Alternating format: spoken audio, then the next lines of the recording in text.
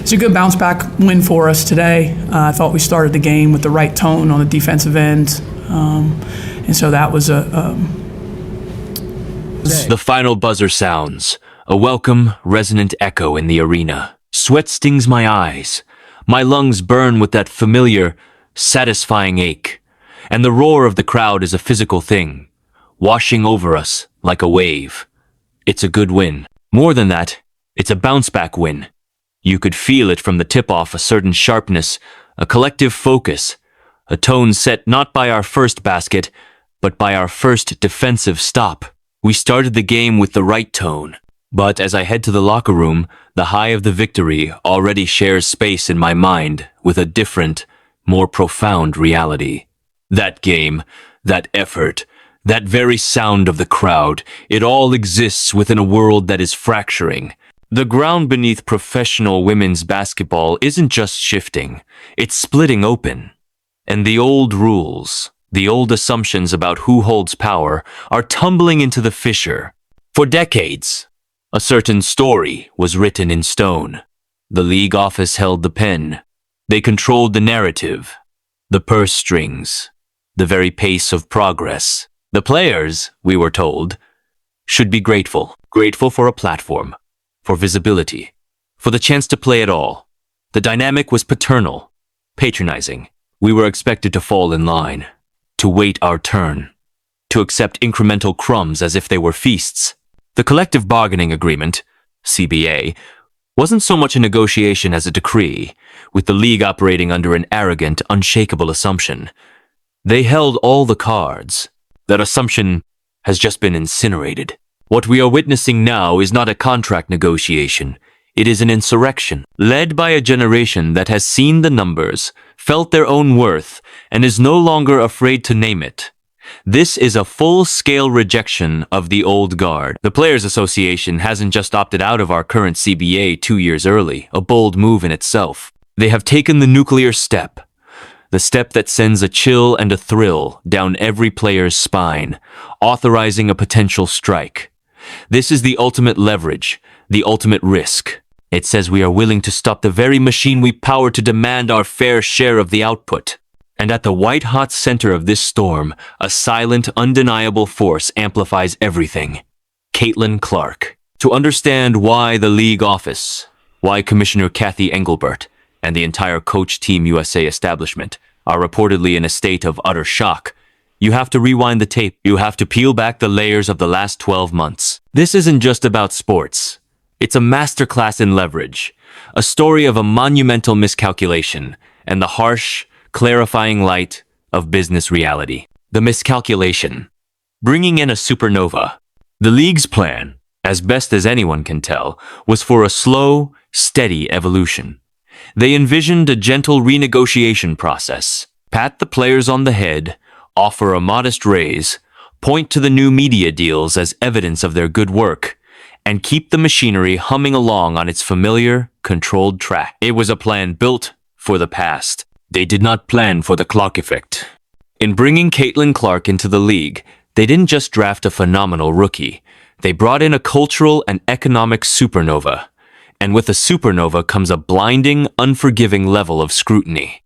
The league miscalculated the sheer gravitational pull she would exert, not just on fans, but on the entire business model.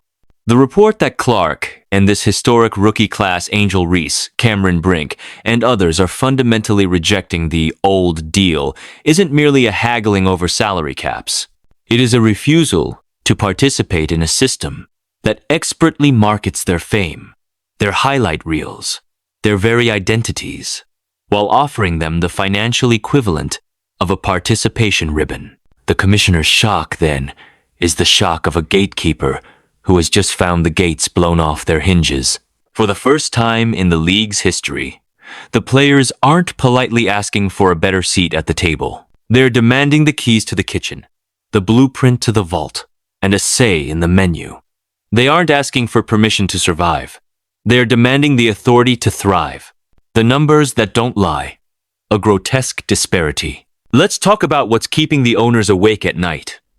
This isn't about marginal growth or slight budget adjustments. We are talking about a financial revolution so profound it has rendered the old CBA not just outdated, but morally obsolete. Financial experts have crunched the numbers, and the results are staggering, even mind-blowing. In 2024, estimates suggest Caitlin Clark alone was responsible for approximately 26.5% of the WNBA's entire economic activity. Let that number settle. One rookie.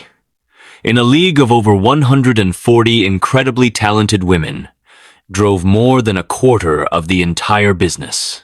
She transformed the Indiana Fever from a struggling franchise into a must-see phenomenon, a brand-generating engagement that rivaled NBA teams. League-wide attendance skyrocketed by over 40%. Television viewership records, dusty relics from 2 decades ago, were shattered weekly. Jerseys flew off shelves. Arenas sold out, often for the first time ever, when her team came to town. And yet, under the very CBA the league fought to protect, Clark's base salary is locked at roughly $76,000. The disparity isn't just noticeable. It's grotesque. It is so blatantly, undeniably exploitative that it didn't just anger one player, it radicalized an entire player base. This is the crucial point. It's not just about Caitlin Clark. It's about what she represents, a living, breathing, logo three-pointer shooting benchmark.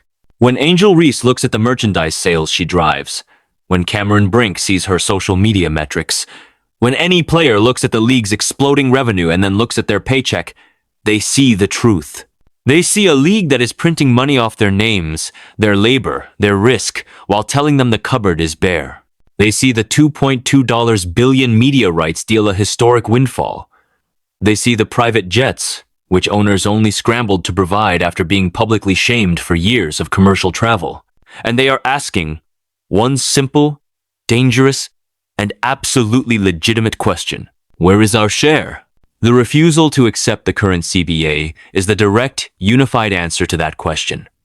The players know the owners are preparing to feast on this new revenue for the next decade. The union has decided to flip the table before the first course is even served. The ultimate bargaining chip, a world beyond the WNBA. The panic in the league office isn't just driven by internal pressure. It's compounded by an external existential threat that emerged and crystallized into the ultimate bargaining chip, the Unrivaled League. Founded by superstars Brianna Stewart and Nafisa Collier, this new 3-on-3 league wasn't just an alternative. It was a revelation. It exposed the WNBA's poverty wages for the entire world to see in the starkest terms possible. Reports surfaced that Unrivaled prepared an offer for Caitlin Clark exceeding $1 million for just a few months of work, plus significant equity in the league itself. Think about that seismic shift. While Clark has played her cards close to the vest, the mere existence of that offer evaporated the WNBA's leverage overnight. How can any commissioner, any owner, look a player in the eye and claim a $200,000 supermax salary is fair or market rate, when a startup league is offering 5 times that amount for a fraction of the games and a piece of the actual company? Unrivaled was the wake-up call that jolted the player base from a simmer to a boil. It proved, irrefutably, that the money is there, the value is there. It isn't a matter of a league losing money, it's a matter of where the money is flowing. And for years, it has been hoarded at the very top, while the athletes generating it were fed a narrative of gratitude and patience. That narrative is dead. A leadership disconnect. Thank your lucky stars. This financial revolt is fueled by more than spreadsheets. It's powered by a deep-seated, bitter resentment toward the league's leadership and their perceived disconnect. Commissioner Kathy Engelbert finds herself under siege, not just from agents and lawyers, but from the very athletes she governs. The tension reached a toxic peak when reports leaked of a private conversation where Engelbert allegedly implied players should be thanking their lucky stars for the media rights deal she negotiated. The sentiment, whether fully accurate or not, and despite later attempts to walk it back, was a match in a powder keg. It perfectly encapsulated a worldview many players have long suspected, that the leadership sees them as beneficiaries of its charity. not partners in its enterprise. Stars like Nafisa Collier and Kelsey Plum have not held back, publicly criticizing the leadership and calling for a complete overhaul. The feeling in locker rooms across the league is palpable. The league is succeeding in spite of its leadership, not because of it. The historic influx of revenue, players believe, is due to the transcendent talent on the floor, specifically this new generation, and most visibly, the generational talent wearing number 22. The front office, in their view, is now trying to take credit for a wave they didn't see coming and tried to control once it arrived. The original sin. The Olympic snub. But to feel the full emotional weight of this standoff, you have to go back to the moment that truly cemented the us versus them mentality. The Olympic snub. The decision by the Team USA Selection Committee, led by coach Cheryl Reeve, to leave Caitlin Clark off the Paris roster was far more than a roster move. It was a declaration from the establishment. It was a statement that the old guard was not ready to cede power, spotlight, or legitimacy to the newcomer, regardless of how many millions of new fans she brought to the sport. It was presented as being about experience and chemistry. But to many, it reeked of protectionism, a reward for veterans who had paid dues within the existing hierarchy. The backlash was instant and severe. It highlighted the absurdity of leaving the most popular, most watched female athlete on the planet off a team whose stated mission is to grow the game. Now, in retrospect, that decision looks like a catastrophic strategic error. By alienating Clark and her massive, passionate fan base, the establishment burned a reservoir of goodwill that could have smoothed over these coming negotiations. Instead of presenting a unified Team USA front, they created a fissure. They made players feel that the very powers that be were actively working against their own most valuable asset. The gatekeeping mentality that justified the Olympic snub is the exact same mentality now trying to suppress player wages. Wait your turn. Pay your dues. Respect the hierarchy. But the Clark economy doesn't care about hierarchy. It cares about demand. And right now, the demand is for a league that treats its stars like the global superstars they are, not like entry-level employees who should be seen and not heard. The demands. More than money. So what exactly are the players demanding? It's a holistic vision for a new era. 1. A real share of the revenue. The union is pushing for a revenue sharing model that starts much closer to 50/50, akin to other major professional sports leagues. This isn't greed, it's partnership. They want a system where player salaries are intrinsically linked to league growth, ensuring that the nightmarish disparity between value generated and compensation received can never happen again. 2. Freedom and equity. The current CBA's prioritization clause, which punishes players for playing overseas, is a relic of a time when the WNBA was the only option. Now, with unrivaled and lucrative overseas markets, it's a shackle. Players demand the freedom to maximize their earnings year-round, to be true independent contractors in control of their careers. 3. Basic professional standards. This is where the human element screams. The demands for better travel, charter flights as a standard, not a PR band-aid, full-time security, and professional medical treatment are born from the visceral, degrading visuals of the 2024 season. We saw players, the faces of the league, being mobbed in commercial airports, crammed into economy seats after double overtime games. We saw Caitlin Clark targeted with hard, often non-basketball fouls, a form of hazing the league was slow to curb. Why would anyone commit long-term to an organization that doesn't commit to protecting them? The trust isn't just strained, it's broken. And money alone won't fix it. Respect will. Dignity will. The nuclear option. The strike threat. The strike authorization vote is the ultimate expression of this newfound power. By being willing to stop work, the players are saying, "We would rather burn this season to the ground than accept another year of these terms." Imagine it. A 2026 season without Caitlin Clark, without Angel Reese, without Aja Wilson, without Brianna Stewart. The league's skyrocketing momentum would hit a brick wall at Mach speed. The TV networks, who just signed billion-dollar checks expecting record ratings for a decade, would be apoplectic. The sponsors would flee. The commissioner knows this. The owners know this. For the first time in the history of the WNBA, the labor force holds the power to bankrupt the ownership. If the players walk, the revenue stops. Unlike the NBA, with its decades of reserves and franchise valuations detached from any single star, the WNBA's newfound profitability is fragile. It is almost entirely tied to the current hype, the current stars, the current cultural moment. And the players are that product, an unlikely unity. Veterans and rookies.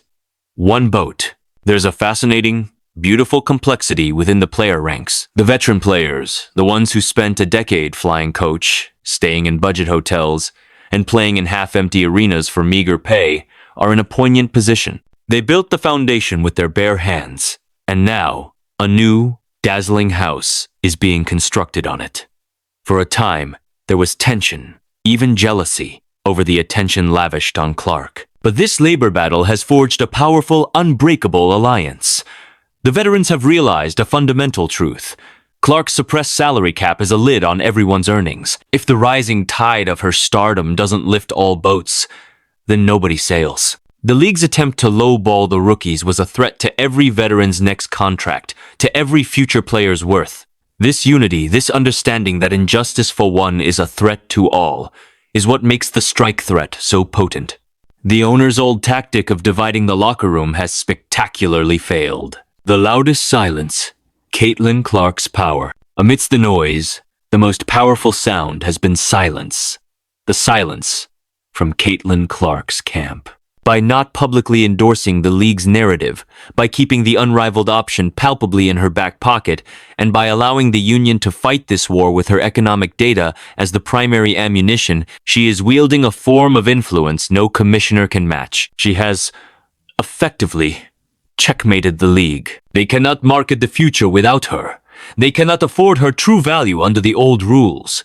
Her quiet presence is a constant reminder. The era of control is over. The athletes are now the CEOs of their own global brands. The league is a platform, a potentially great one, but just a platform nonetheless. And platforms can be changed, or even abandoned, if they fail to serve their core talent. The stakes. Beyond basketball. This is more than a sports labor dispute. It is a test case for women's professional sports globally.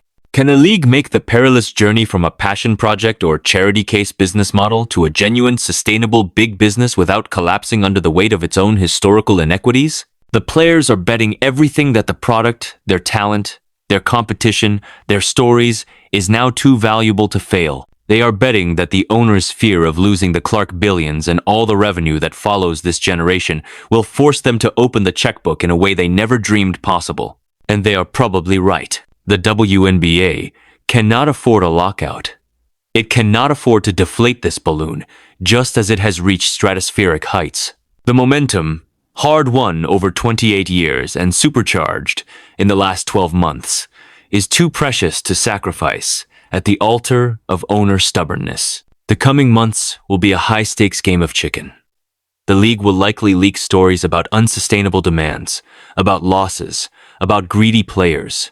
But the public, armed with the visual of a superstar generating millions while earning thousands, is largely on the players' side.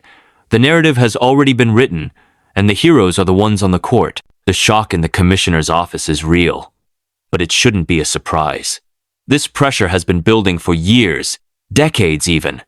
The cracks were in the foundation. Caitlin Clark and this remarkable rookie class didn't create the fault lines.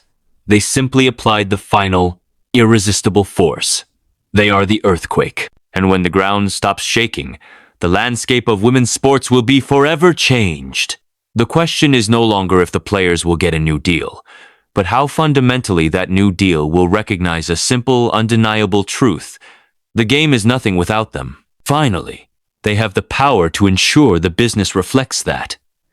The bounce back isn't just for one game anymore. It's for an entire generation, reclaiming the value of their own game.